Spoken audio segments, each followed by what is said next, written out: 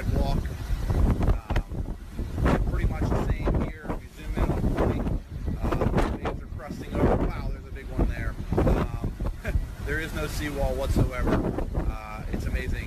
It's underwater. Down here, same thing. I mean, it's pretty bad. Again, lots of debris, lots of pilings in the water. I have to imagine the ground floor and the basement level of my building is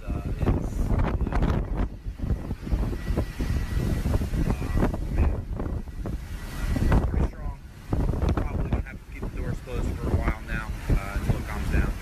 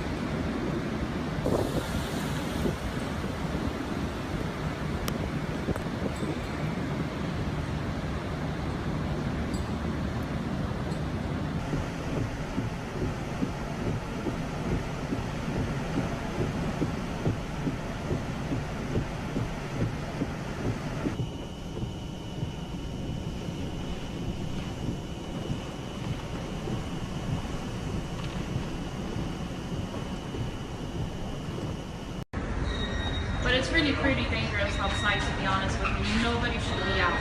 Nobody.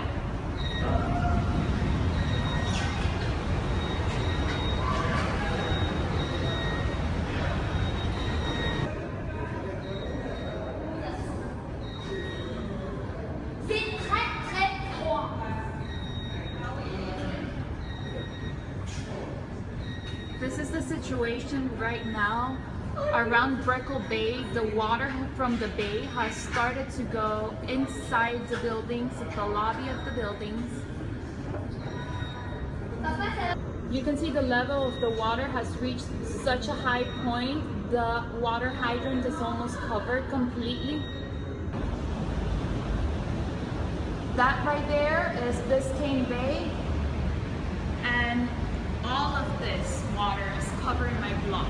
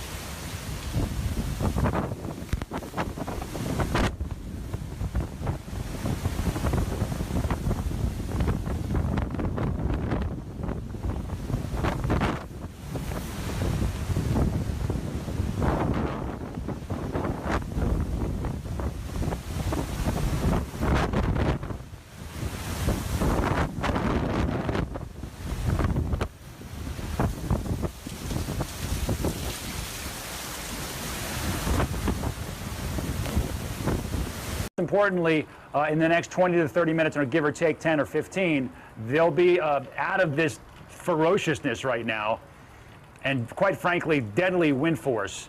And they'll get into the calm of the eye, albeit briefly, before it picks up all again. So you are witnessing, and it's amazing to me that their shots are still up, quite frankly. That is a testament to the engineering crew of ABC News, for sure. Yeah, looking at so that you shot. can witness the fury that's happening right now. It's unbelievable. Look at that. That is just, my goodness. I can't imagine being out in that. You know, talk about the evolution of plants. Palm trees are in the tropics for a reason. They can take these winds, and we're seeing that right now. Amazing for trees like that have incredibly small root structures that they can bend with the wind like they're doing now, and their palm fronds can stay attached. And you are seeing them just getting absolutely hammered by these east winds from Hurricane Irma right now. Take us.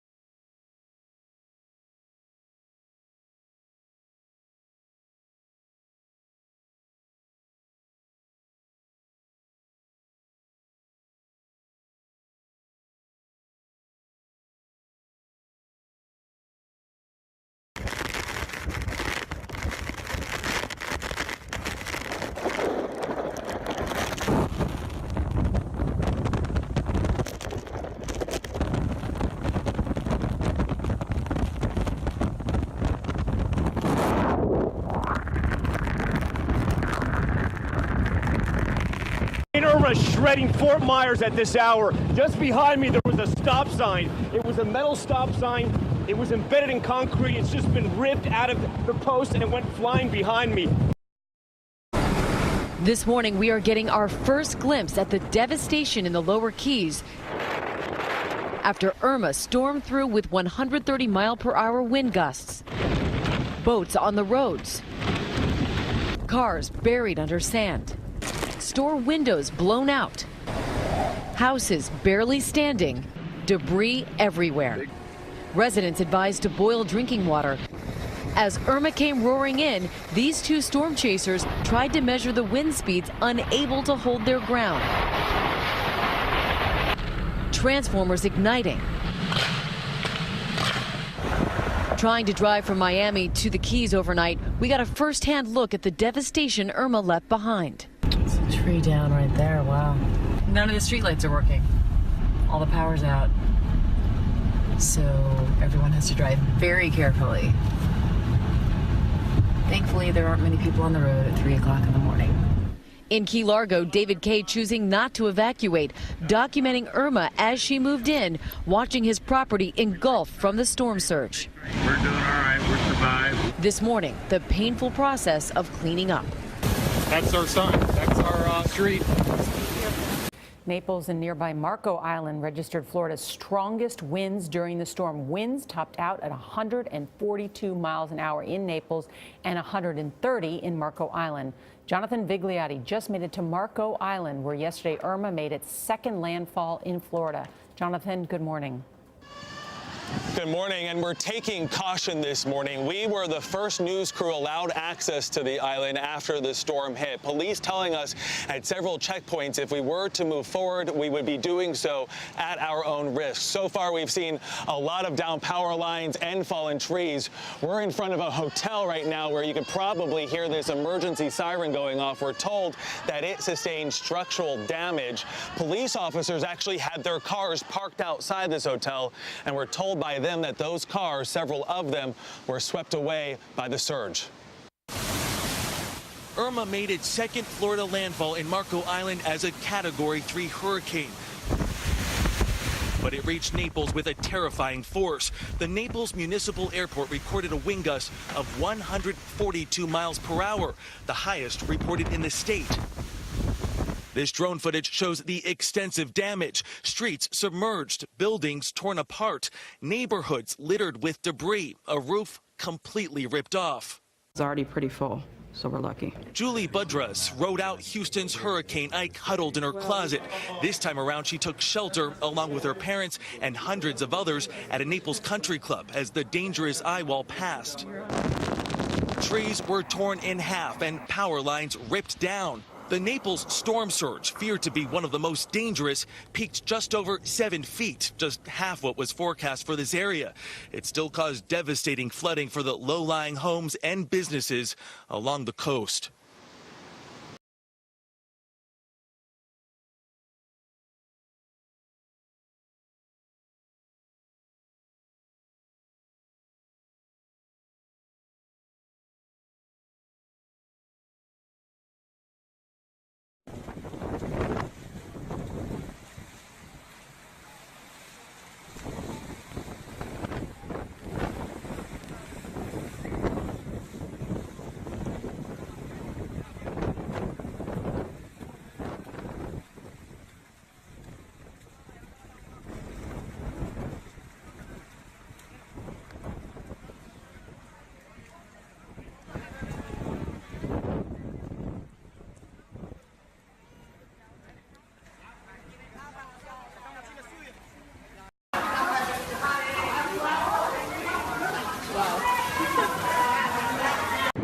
Hurricane Irma may have moved on to Florida, but it hasn't left Cuba behind. Here in Havana, conditions deteriorated overnight, and by Sunday morning, the capital was being pounded by 7 to 9 meter waves. The seawater has penetrated several blocks from the coast, leaving entire neighborhoods underwater, while the whole city has been without electricity for the past 24 hours. It's been a huge catastrophe. My home and my business, everything is ruined. I'm a self-employed carpenter. I tried to raise things, but the water came too high and too fast. Everything is wet. This is terrible. Our homes, our furniture. Now we must wait until the water comes down to recover what's been flooded and put them out to dry. The police have closed the seafront boulevard, the Malecon, but some young people who can't remember previous hurricanes are risking their lives playing in the water, unaware of how dangerous it can be. The winds have finally started to ease and people are coming out onto the streets to assess the damage and try and unblock the drains.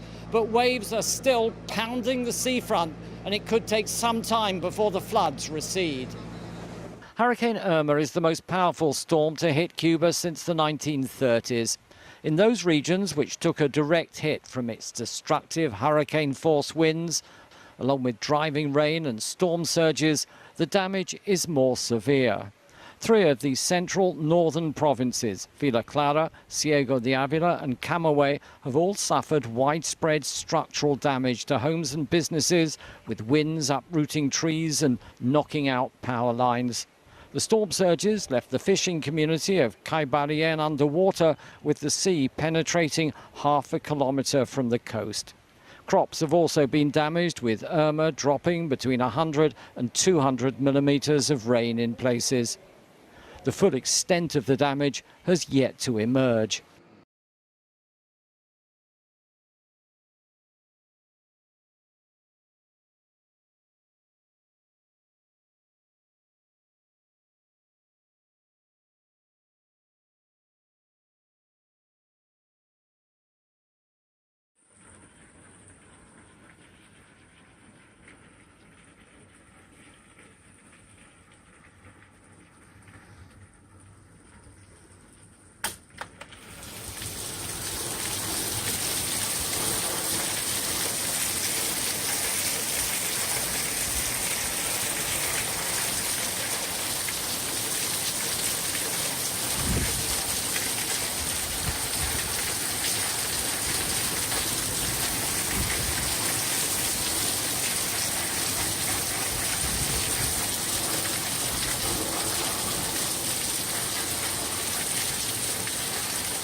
Wenn ich aufmache, was passiert?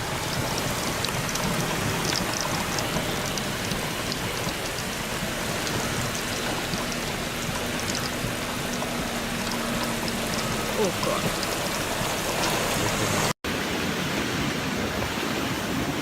What the fuck is going on? What? I can't hear you.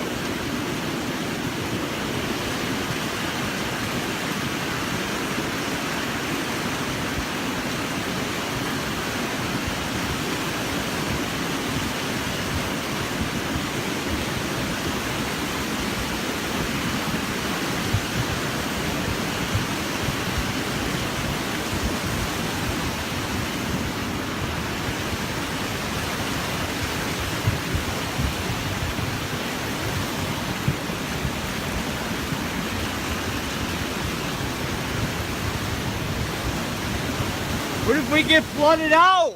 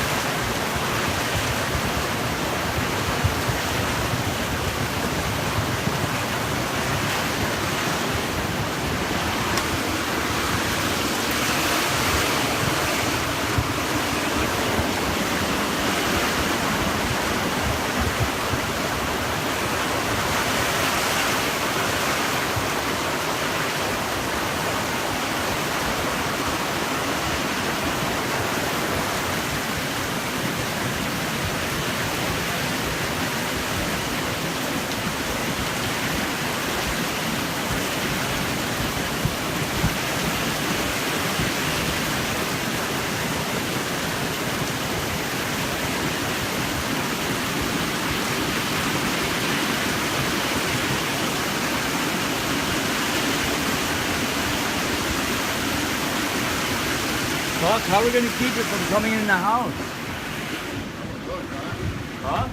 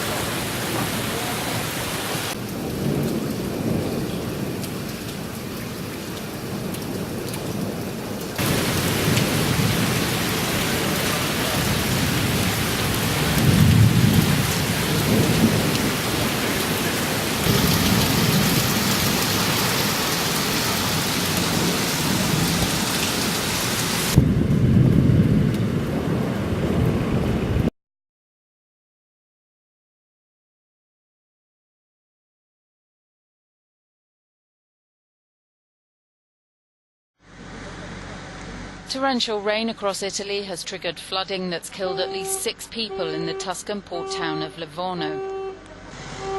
The Italian news agency ANSA said the bodies of a 4-year-old boy, his parents and grandfather were found in the flooded basement of their home. Several people are also reported to be missing. Mayor Filippo Nagarin said a crazy amount of rain hit the city in the space of a few hours, causing several streams to overflow. Strong winds toppled trees, and many parked cars were nearly submerged by floodwaters that also left streets clogged with mud.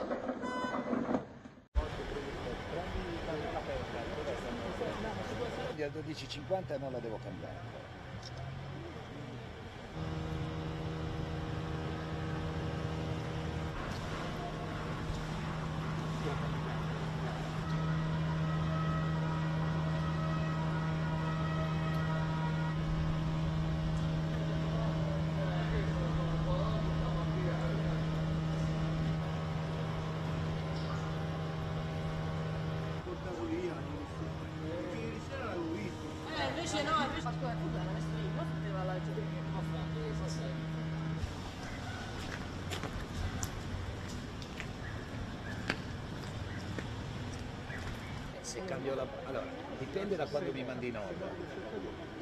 50 adesso sono,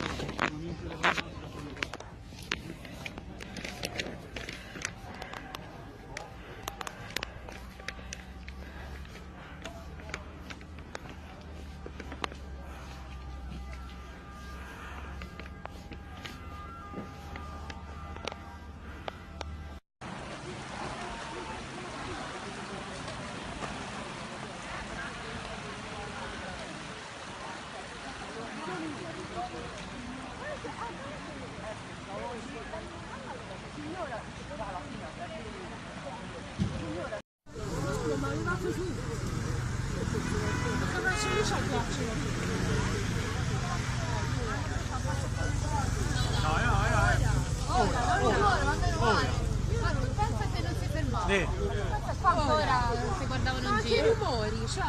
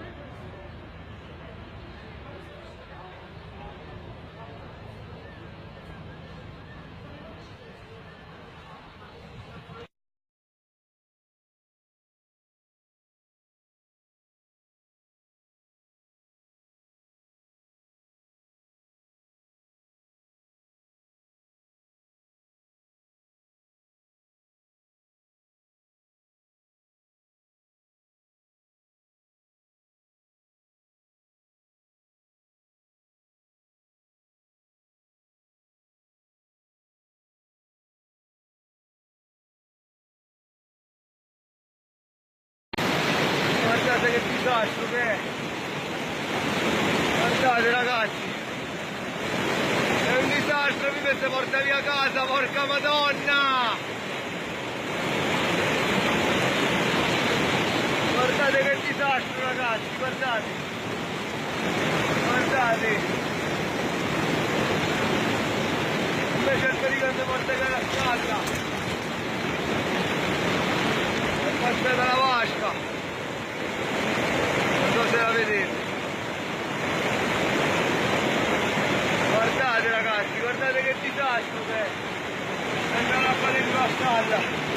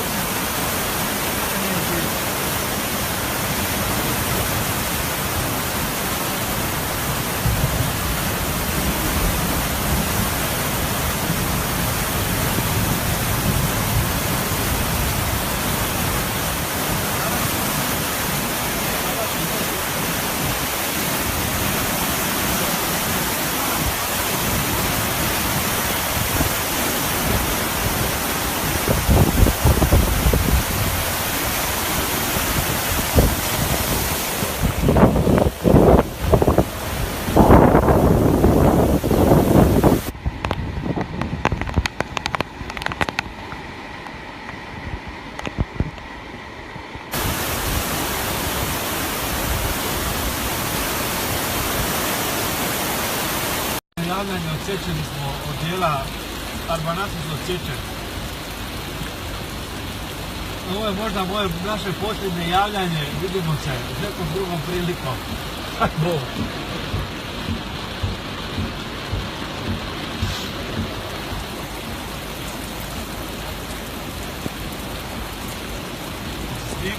Snima.